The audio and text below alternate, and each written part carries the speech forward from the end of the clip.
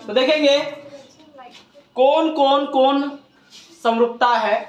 ठीक है, इस समरूपता में हम लोग को पहली चीज क्या कह रहा है कि दो त्रिभुज है, मतलब हमें पहले दो त्रिभुज माननी पड़ेगी, और कह रहा है उन दोनों त्रिभुजों के संगत कोण क्या है, बराबर है। संगत कोण बराबर है। और साथ में कह रहा है कि पहले आप ये सिद्ध कीजिए कि उनकी संगत भुजाएं एक ही अनुपात में है। उनकी संगत भुजा क्या है, एक ही अनुपात में है। तब आप उसे कह सकते हैं कि वे त्रिभुज क्या है, समरूप है। इसके लिए हम पहले बना लेते हैं दो त्रिभुज। ठीक है, माना कि ए बी सी मान लेते हैं सर। ठीक है, मुख्य प्रतिज्ञा लिखेंगे, माना कि ए बी सी तथा डी ई एफ दो त्रिभुज है, दो त्रिभुज है। ठीक है,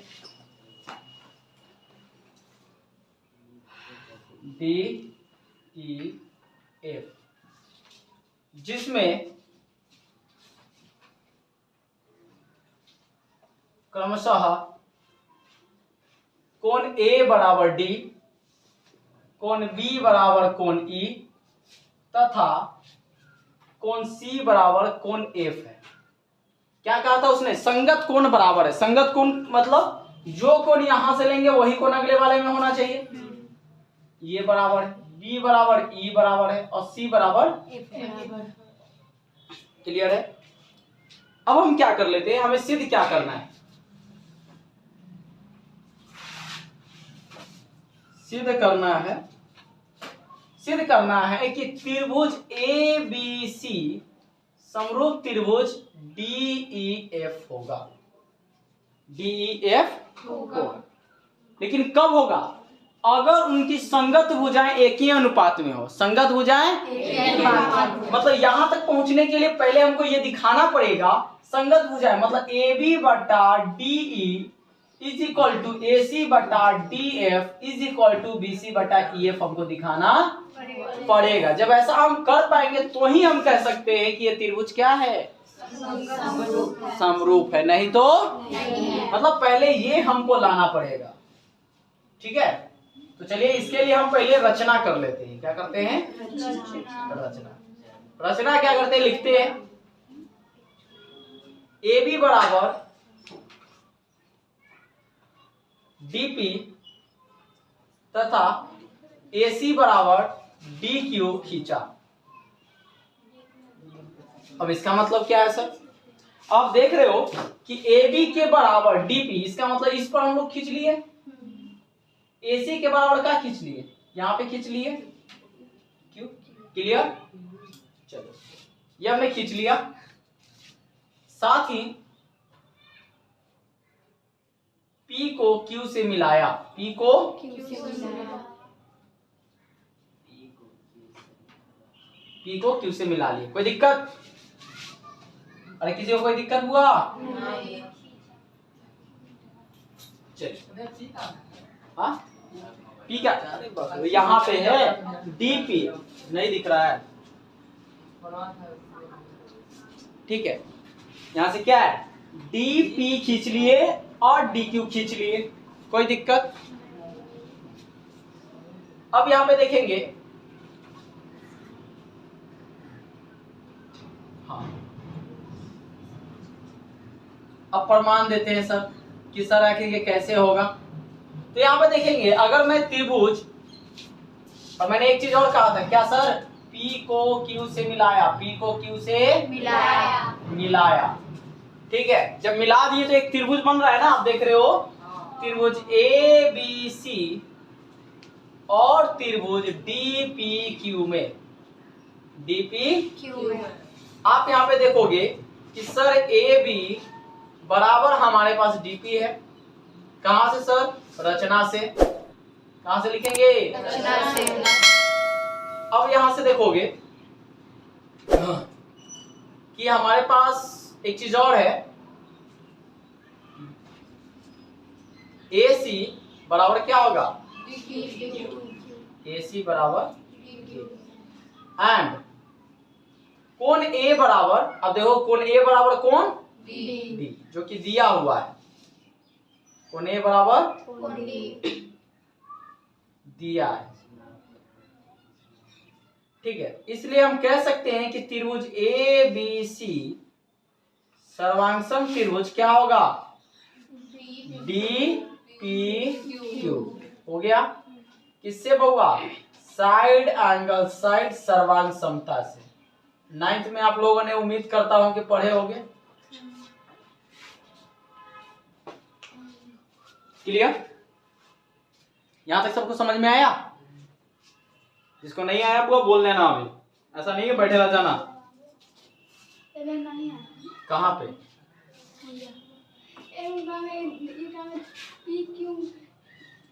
है ना, तो कौन ए बी सी कहा लगेगा, ए बी नहीं है तो आप पक्का बोलिए।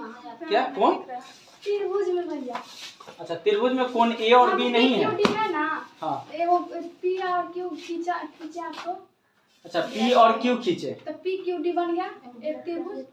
नहीं लाना पी क्यू डी एक त्रिभुज, हाँ तो हमने लिखा ना D P Q. A B C आप उसमें नहीं ना, तो अगर ए बी सी इधर तो है ना, हम यहाँ पर इस त्रिभुज को लेके चल रहे हैं और इस त्रिभुज को लेके चल रहे हैं, ठीक है। हाँ एक के कहा अलग अलग, हम सर्वांगसम कर रहे हैं इन दोनों त्रिभुज को, बड़े वाले को नहीं ले रहे हैं, ठीक है। कोई दिक्कत, अब समझ में आ गया? ठीक है जी, बड़ा देर पर लेकिन समझ में आ गया उसको। तो क्या हो गया, समरूप हो गया। साथ ही पहले इतना लिख लीजिए, उसके बाद आगे बढ़ते। पहले लिख लीजिए इतना। तो देखिए चूंकि अब ये सर्वांगसम है तो हम कह सकते हैं क्या एंगल ए बराबर एंगल डी, एंगल बी बराबर एंगल पी, साथ ही एंगल सी बराबर एंगल क्यू। क्योंकि सर्वांग समता में मैंने बताया था कि जो यहां से लेंगे वही यहां से तो यहां से, और सी बराबर क्यू हो जाएगा ना। परंतु हमें दिया गया था, क्या दिया गया था जी,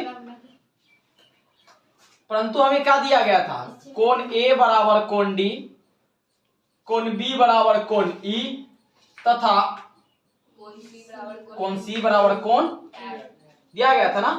इसलिए हम कह सकते हैं, क्या कह सकते हैं सर, कि कोण, यहां से देखो कोण B बराबर कोण P आया है, जबकि हमें क्या दिया गया था, कोण B बराबर कोण E। इसका मतलब कोण P बराबर कोण E लिखा जा सकता है।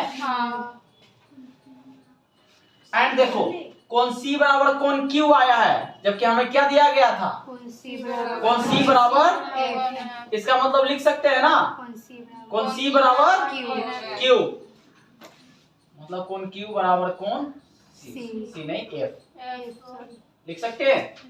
अब आप गौर से देखो सर, कोण P बराबर कोण E हमें मिला, कोण P बराबर कोण E, कोण Q बराबर कोण F, कोण P बराबर कोण E है, कोण Q बराबर कोण F।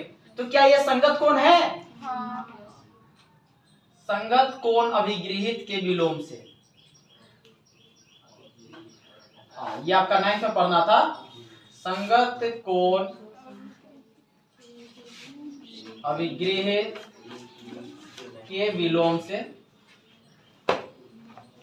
विलोम से आप कह सकते हो कि सर PQ समानांतर EF, PQ समानांतर क्या हो जाएगा EF। जब ये समानांतर आ गया तो हम थेल्स प्रमेय लगा सकते हैं, लगा सकते हैं ना जी थेल्स प्रमेय। तो थेल्स प्रमेय से क्या लिखेंगे, DP बटा DP बटा बराबर DQ बटा QF। नहीं, इसको पहले आप लोग लिख लीजिए, तो उसके बाद हम लोग ऊपर चलेंगे। पहले लिख लीजिए इसको।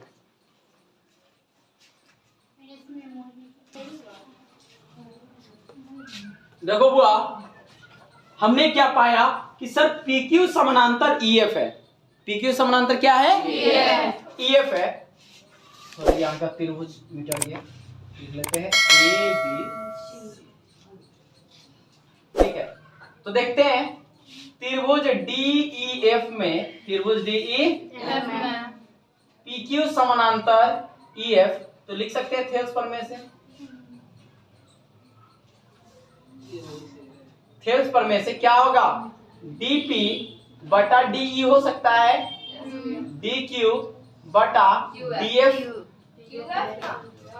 अरे बकलोल बताए थे ना, dp बटा de dq बटा df हो सकता है ना।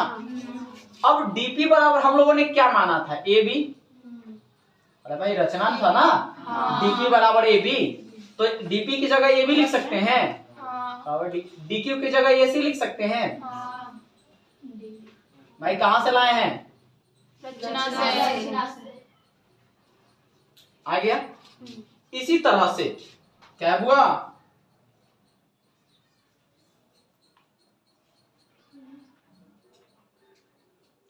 इसी तरह से हम चाहें तो करके दिखा सकते हैं, चाहे तो करके दिखा सकते हैं। क्या कर सकते हैं बुआ, लिख सकते हैं, इसी तरह हम सिद्ध कर सकते हैं, सिद्ध कर सकते हैं। क्या सिद्ध कर सकते हैं जी, कि AB बटा DE is equal to BC बटा EF सिद्ध कर सकते हैं। ठीक है, बिल्कुल यही प्रोसेस होगा। ठीक है, AB बटा DE और BC बटा EF सिद्ध कर सकते हैं। तो हम क्या करते हैं, इसको 1 मान लेते हैं और इसको 2 मान लेते हैं। तो समीकरण 1 और 2 से, समीकरण 1 और 2 से हम कह सकते हैं कि सर AB बटा DE is equal to AC बटा DF इज इक्वल टू, आप देखोगे कि BC बटा EF। हमारे पास ये आ गया। और यही तो कह रहा था कि तीनों भुजाएं अगर एक ही अनुपात में हो, संगत त्रिभुज की तीनों भुजाएं एक ही अनुपात में हो, तो इसलिए वे त्रिभुज क्या होंगे, समरूप। इसलिए त्रिभुज ABC समरूप त्रिभुज DEF। क्लियर, हमें यही प्रूव करना था, जो कि आ गया।